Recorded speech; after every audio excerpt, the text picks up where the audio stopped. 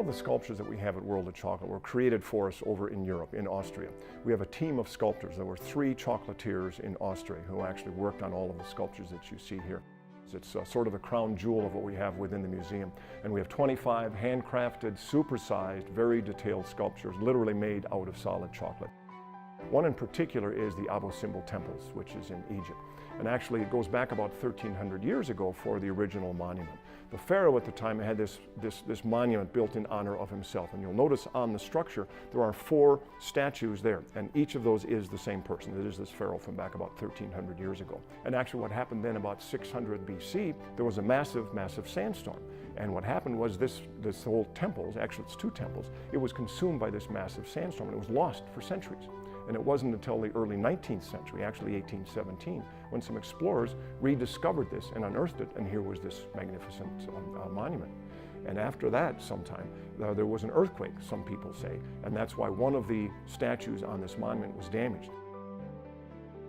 One of the monuments that we have is the Taj Mahal, and it's made out of white chocolate. It is solid white chocolate. Technically, white chocolate is not chocolate. It's considered to be a chocolate derivative. Actually, the Neuschwanstein Castle in Germany, it's actually in Bavaria. It's a very famous castle. And when we had our sculptors come over here, the chocolatiers from Austria, we had them inspect in detail and make sure that everything was okay with all of these sculptures. In particular on this castle, what they did, you notice inside the windows, there's a dark that's inside those windows.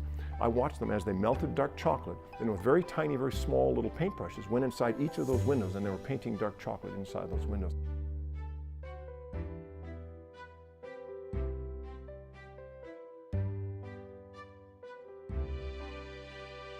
And after the sculptures, then we've got some machinery that we talk about. We also have complimentary tasting. So as the guests sort of make their way through, they get to try a number of different kinds of chocolate products. And we talk about the cocoa percentages, and we talk about the dark chocolate and milk chocolate and so forth. And then we also have some molds. We talk about chocolate molds and the creation of hollow products versus solid products. And we've got wrappers. We have over 465 different wrappers from different companies in different countries, literally around the world.